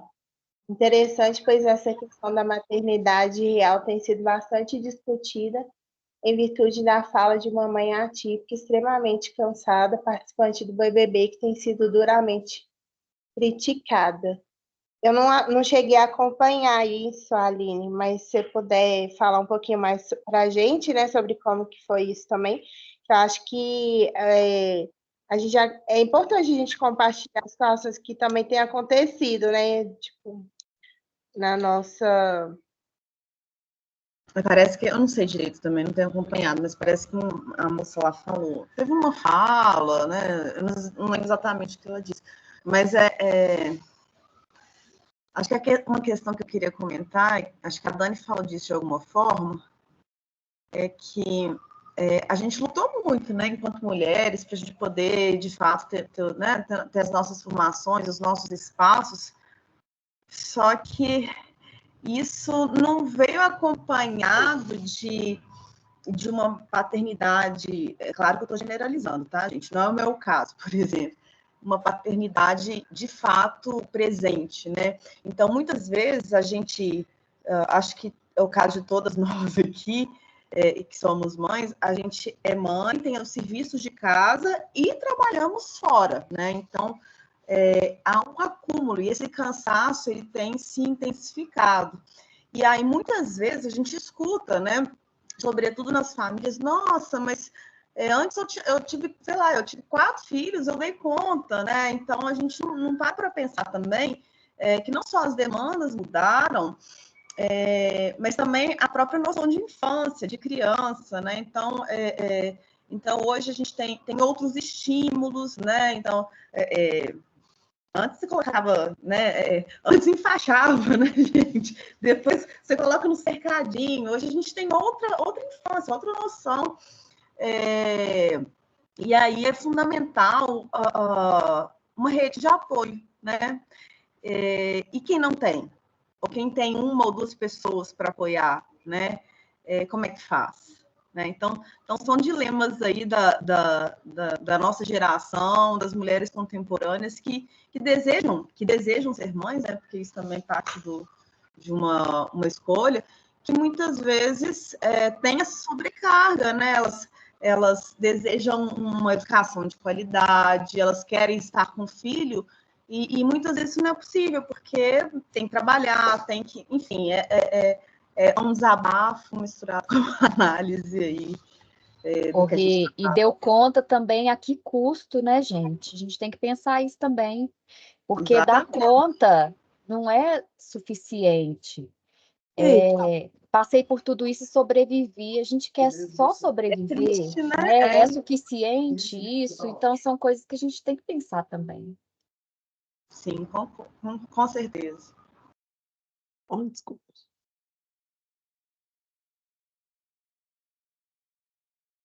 A Rai está com a mão levantada, não sei se ela quer falar de mim. Você falou, Renata, assim, e que Flávio comentou, que são outras expectativas também, né? Eu acho que... E que bom que são outras expectativas que nós temos em relação à vida, né? Porque, assim, eu acho também que, igual eu lembrei, com seu comentário, eu lembrei muito de uma coisa que eu escutei outro dia da minha sogra, que ela comentou com meu esposo, assim, né, de que ela estava incomodada, assim, que meu esposo aqui em casa, ele faz boa parte do serviço, sabe, de casa. E, né, geralmente eu fico mais agarrada com o trabalho, então a gente, como ele tem mais tempo em casa, ele faz mais as tarefas de casa. E aí ela estava comentando com ele, assim, que achava que o serviço de casa ia mudar ele de alguma forma e tudo mais, e comentou assim, não, mas eu dava conta. Eu trabalhava, eu cuidava da casa, eu tinha meus filhos. Como assim ela não dá conta, né, de trabalho? Nem tem filho, gente. Não, né, não dá conta de trabalhar e limpar a casa, né? Então, assim... E aí eu fiquei muito incomodada com essa fala, mas que eu também entendo que ela é né, de uma outra formação, de uma outra vivência, mas que, ao mesmo tempo, né, quem era essa mulher que dava conta de tudo, né? Que expectativas ela tinha de vida? Né? São outras expectativas, né? Então, se hoje a gente, em algum aspecto, mesmo que com todas essas dificuldades, a gente tem ainda né, a possibilidade de querer mais, né, do que só sobreviver, né, do que ter que dar conta, né, também eu acho que é fruto da luta, né, das mulheres, assim. Porque é isso, né? Hoje eu ter noção de que eu não tenho que dar conta de... Eu não tenho que chegar em casa e lavar a roupa, porque é minha obrigação, né? É fruto desse processo também. E que bom, né, que a gente pode se incomodar com isso, né? Porque às vezes a gente vê como parte do cansaço nosso também, né? Esse incômodo, mas que bom que a gente se incomoda, né? Em ser cobrada, né? Porque antes essa possibilidade de incômodo nem estava colocado, né? A mulher ela tinha que aceitar aquilo tal como estava posto, né? Então eu fiquei pensando muito nisso, com o que você comentou, assim. Eu também ouço muito isso, sabe? Como que eu dou conta de tudo. Essa semana eu ouvi de uma colega que falou assim, Dani, você lava roupa, você faz comida, você arruma casa, porque como que você dá conta de tudo? E eu olhei, né, essa colega, professora, e falei assim, gente, ela não tá me fazendo essa pergunta. Porque, tipo, sim, eu lavo, eu cozinho, eu tenho uma rede também. Meu esposo ontem que estava limpando a casa enquanto eu estava trabalhando, né? E eu sofro isso da minha mãe, não é da minha sogra, é da minha mãe, que fala, você não cozinha pro Luiz, uma hora vai te largar, que não sei o que, umas coisas assim, sabe? Eu super entendo que é de outro movimento, é de outro momento. E aí essa amiga, né, falou isso, você não lava, você não passa, você não cozinha. Então, como se o serviço doméstico fosse o lugar específico da mulher, né? E, sim, eu faço essas coisas e trabalho, né, no que eu gosto também, né? Tem uma coisa assim que é diferente, né? Quando a gente faz o que gosta, a gente acaba fazendo muito, né? E acaba que sai bacana, né? Sai bem feito que você faz o que gosta. Mas isso me impactou muito, de uma colega falar, mas você não lava, você não passa, você não cozinha, você... como, né? E isso me incomodou bastante, né? Porque parece que a gente tem que estar só nesses lugares e vindo de quem veio, assim. Então, fiquei bem incomodada com essas perguntas, né? Que a gente acha que está superado em determinados lugares que a gente frequenta, mas não está. Não tá, não tá. Então, é uma coisa que aí foi onde eu comentei, né? Às vezes faltam alguns homens aqui, a gente até convida, né? Porque o clube é todo seu, é todo nosso, né? É todo dele, dela, deles, mas eles quase que não vêm, porque é importante esses encontros também para eles nos ouvirem e eles falarem também, né? Os homens precisam falar também. Né? Porque quando a gente problematiza a questão da maternidade, do que é ser mulher, de certo modo, a gente também está provocando e problematizando essa masculinidade, né? O que é ser pai, o que é ser, né, homem, né? Isso também passa por essas situações. Que a Carla trata isso com Caim e Abel, com Antunes, né? O que é essa masculinidade? O que é... Só um comentário, gente. Antes de ler o livro, né, e tem umas 2 semanas que eu estava assim no banheiro, estava pensando na vida, nos poucos momentos que a gente tem só, eu fiquei pensando, gente, eu entendo, não que eu vá fazer isso, tá, gente, mas eu super entendo, é coincidência, né, as mulheres que abandonam os filhos, né, é estranho falar isso, gente, mas porque às vezes a sobrecarga é tanta cobrança que às vezes é isso, né? E é super comum os pais abandonarem, e tá tudo bem, porque aí a mulher tem que dar conta, mas quantas mulheres não abandonam e ninguém se pergunta por que elas fizeram isso, né? Porque com certeza não foi fácil, não tem sido fácil. E quantas vezes as mulheres não pediram socorro, me ajuda, e estavam ali sozinhas, né? Mas E aí eu me recordo muito também da minha infância. Eu falo, mãe, o que você quer de presente? E eu super compreendo ela hoje. Filha, sossego, né? Ela cantava a música do Tim Maia, né? Porque às vezes é isso, né? A gente quer ir ao banheiro, né? São coisas simples. Então, assim, é super compreensível aí esse quadro aí de abrir a porta do carro. E ao banheiro e fechar a porta, gente, fechar a porta do banheiro. Olha que coisa linda, sabe? Tem umas coisas simples que a gente perde que só depois que acontece que dá para entender. É verdade. A luta com a mão levantada. Rapidinho, só para da Rê, que aí eu vou indicar para vocês, nós já lemos aqui no clube, que é A Filha Perdida. Olha, se eu falar, você acredita? Não agora só isso, não, mas eu estava doida para indicar esse livro, porque... Seu áudio está... O Samão está no microfone. Acho que abaixo. Tá. Eu ia falar justamente isso, mas não só isso. Mas queria indicar esse livro para esse clube, A Filha Perdida, que eu acho que é um ele. Você já leu? Nós lemos ele ano passado com a professora Gláucia. Mas fica a dica para vocês lerem A Filha Perdida. Tem um filme na Netflix também, A Filha Perdida. E esse diálogo, né, dessa mãe que tipo assim, ela prioriza a vida acadêmica dela, e aí tem a culpa, mas ela prioriza a vida acadêmica dela, né? E aí no final tem aquela coisa, mas você abandonou suas filhas, e ela fala, chorando, né? Eu tinha que priorizar alguma coisa, né? Enfim, então acho que A Filha Perdida também cabe muito aqui nessa coisa, apesar da gente já ter falado e tal. Aquela atriz lá, como é que ela chama aquela inglesa? Não, tem aquela, eu falo a atriz, aquela negra, a Gold Wunderberg, que fez Ghost. Isso, maravilhoso. Ela recente deu uma declaração, né? Falando assim, tive que priorizar minha carreira e deixar um pouco minhas filhas de lado. Eu fui penalizada por isso a vida inteira. Mas ou era a minha carreira, e que era a única vez que eu ia ter essa única oportunidade. Hoje minha filha me entende, me admira, mas foi muita culpa também. Desculpa, Luísa. Sobretudo uma mulher preta num contexto branco hollywoodiano, né? Hollywoodiano. Então, não, o que eu ia falar duas coisas, né? Uma é que então, A Filha Perdida tem a ver também com esse que a Renata já trouxe aí para nós, essa questão da mãe que abandona, tem a ver com o diálogo que está sendo muito criticado, que alguma aluna falou no chat, né? Do BBB, que eu cheguei a ver nos comentários, né? Que ela fala que ela é uma mãe atípica, tem 2 filhos, e ela fala que tem hora que ela tem vontade de jogar os filhos pela janela, de tanto estresse, de tanta... E aí começou aquela comoção nacional para poder já apontar o dedo para ela, para poder... E aí já vem, né?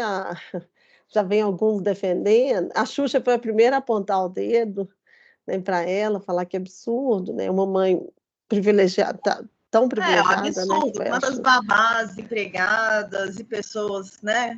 Que a Xuxa não pode ter, né? Exatamente. E ela é uma mãe, né? Atípica e sem ninguém para ajudar, e o pai abandonou também, aquela questão toda. Bom, vou deixar essa coisa da mulher que abandona, da filha perdida, que eu acho que o livro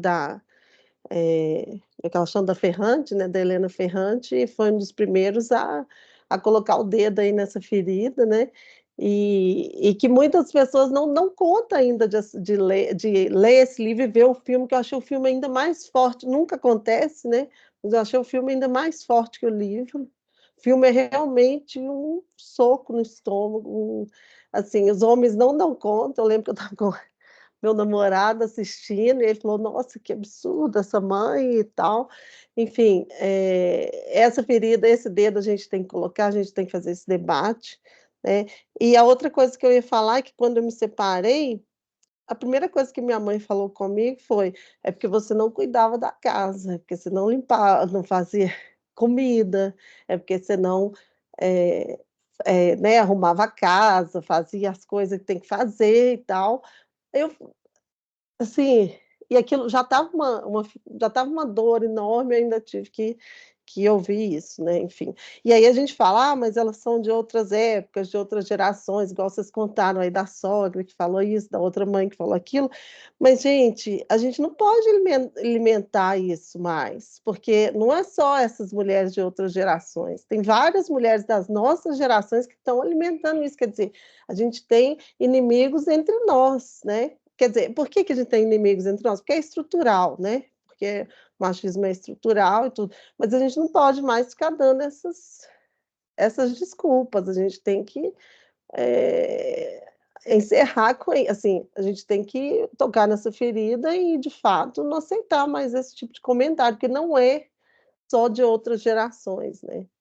Isso a gente tem os inimigos entre nós o tempo todo, né? Eu tenho amigas, assim, uma amiga específica da minha idade, assim, que casou, né, foi para um caminho totalmente diferente do meu. E ela chega aqui em casa, às vezes a gente ainda, né, permanece amizade e ela não fala umas coisas. Eu fico assim, meu Deus do céu. Aí eu converso com ela, mas ela fala, eu tenho que fazer isso, né, porque senão ele vai me largar. Eu preciso, sabe? E eu falo assim, não, amiga, não tem de nada, pelo amor de Deus. E aí eu vou mandando um livro, mas ela já tá tão assim também que ela foi para uma igreja, aí tem que ser, aí tem esse lugar da submissão, tem que ser submissa, meu marido não sei o quê. E aí ela ia extrair um dente esses dias, ela, eu tenho que deixar tudo pronto, não sei o quê. Eu falei assim, seu marido, cadê? Onde está? Fazendo o quê? Como? Sabe? Eu acho que é isso, não dá para passar pano mais para isso, não, gente, para Não, esse tipo de comentário. É...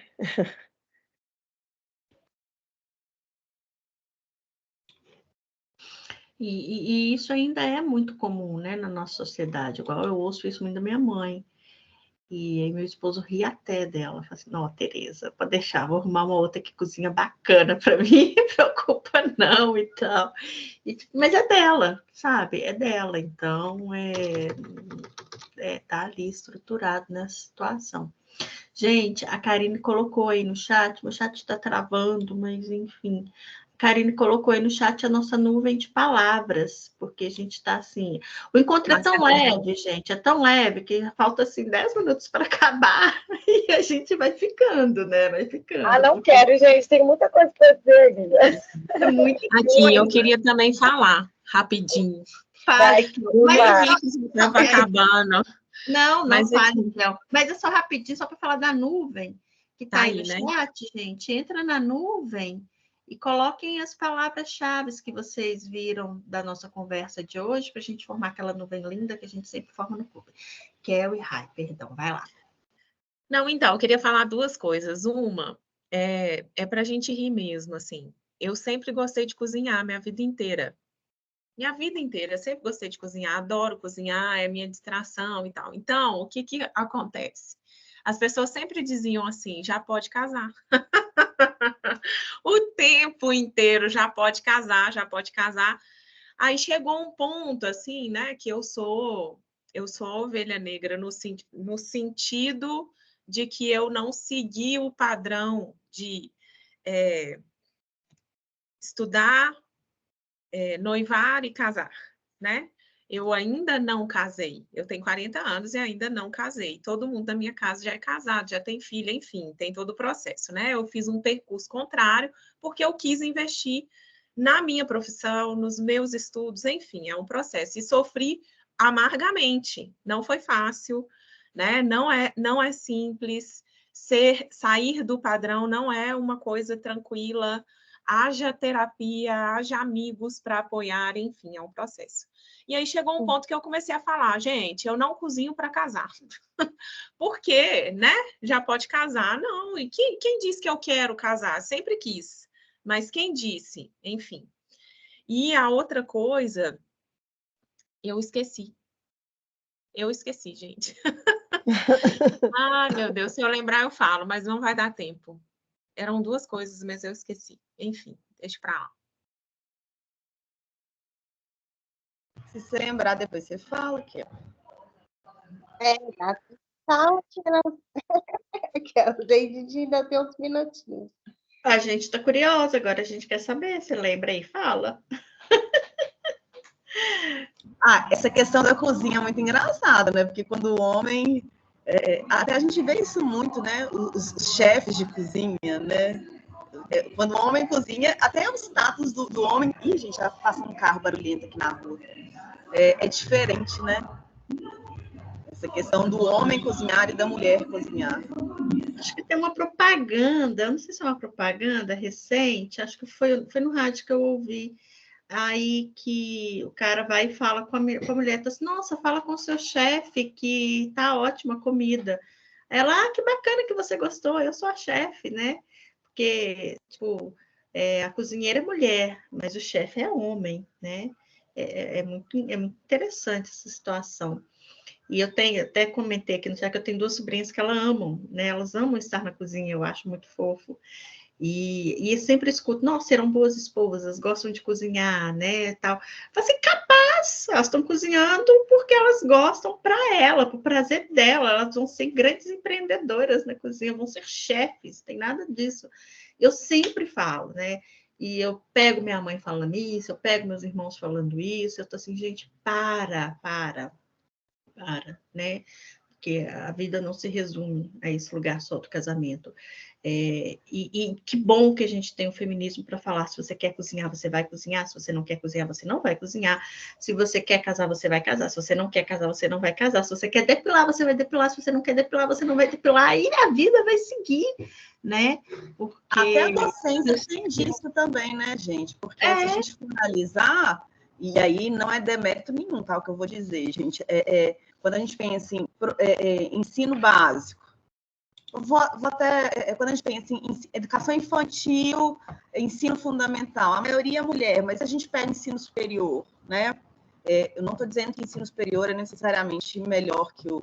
Não é isso que eu estou querendo dizer, mas quer dizer que a mulher não tem a qualificação para atuar no ensino superior, né? Então, é uma outra análise também em relação a essa do chefe e da cozinheira, né? E que o homem não pode atuar na educação infantil, porque a gente tem esse dilema também na nossa faculdade de educação. Os rapazes que cursam, eles não conseguem estágio, não conseguem emprego, porque tem essa questão da educação infantil ser do cuidado, né? Então, cuidado é de quê? Não, e tem o preconceito, né? O preconceito do homem ser aquele que é pedófilo, né, que não dá conta. Ô, Raio, eu vou te falar, eu só vou falar porque eu lembrei, tá? Eu lembrei o que eu ia falar. É porque essa semana a gente está no processo de fazer a apresentação do curso, né? No curso de pedagogia que eu estou atuando. E na apresentação, as estudantes de pedagogia sempre elas se apresentam assim, eu sou mãe, esposa, é sempre nesse contexto, assim, eu sou mãe, sou esposa, eu amo a minha religião, e aí depois que elas vão dizer de outras coisas, né? Então, é muito forte no curso de pedagogia esse padrão, assim, de, sabe, ser mãe, ser esposa, ter um esposo, cuidar dos filhos, cuidar do esposo, e a gente precisa de ir com cuidado, mas trazendo outras possibilidades também. Era isso que eu queria falar.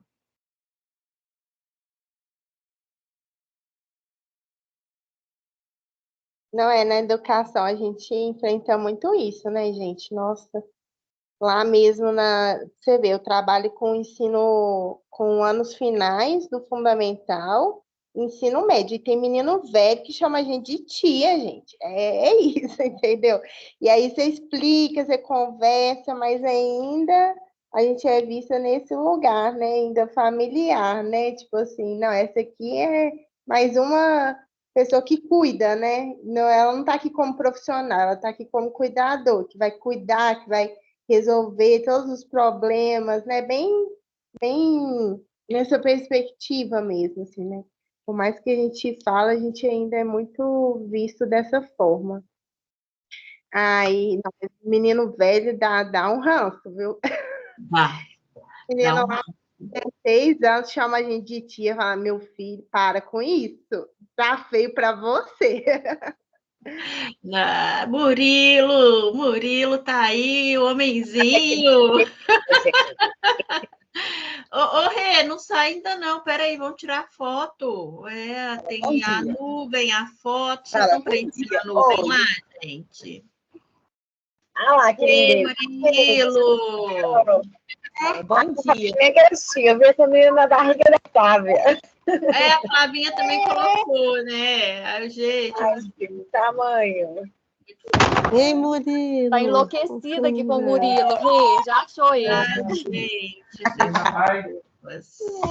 Muito bom dia. Quem que vai bater a foto para nós também? Peraí, deixa a Rai produzir a nossa nuvem. Tá ficando linda, gente. Peraí que eu tenho que pegar o livro da propaganda de semana que vem. A nuvem tá linda. Boa.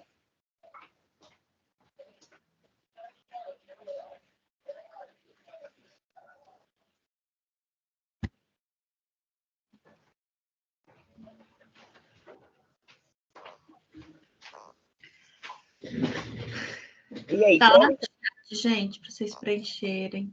E agora a gente pode tirar a foto, né, gente? Aí a Rai... Quem quiser ligar a câmera para a gente fazer uma foto bem bonita. Quem quiser ligar a câmera, a gente sinta super vontade, tá? Para a gente fazer a foto. Essa nuvem a gente vai colocar lá no Instagram depois, as meninas colocam, arrumar os cabelos, né? Bom, cabelos. Tirar a foto e falar, gente. Quem tá batendo?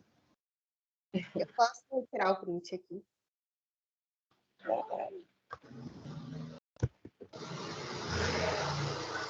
Deu, Rai? Aham. Ah, beleza. Então, gente, quando que é o nosso próximo encontro? Que eu até esqueci, mas vai ser esse livro aqui lindo, da Letícia Lanz. Acho que é assim mesmo que fala. A Construção de Mim Mesma, uma história de transição de gênero. É dia 27 de abril, Dani. 7 de abril, então, agendem aí, tá lá no Instagram também, né? E aí a gente vai falar um pouquinho, né, de uma literatura trans. A autora é uma mulher trans, tá?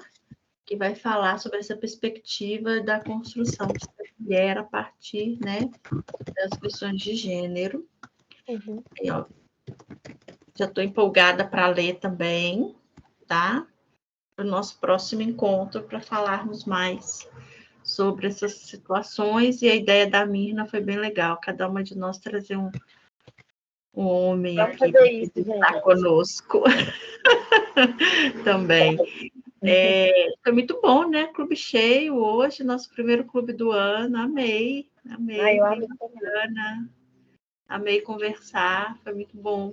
Espero vê-las no próximo, né, gente? Que será dia 27, né? Que a gente possa se encontrar novamente. Amém. Fala, tchau. Beijo para todos. Gente, um beijo, um bom sábado para todo mundo. Obrigada, um beijo. Tchau, tchau. Beijo, gente. Tchau, tchau.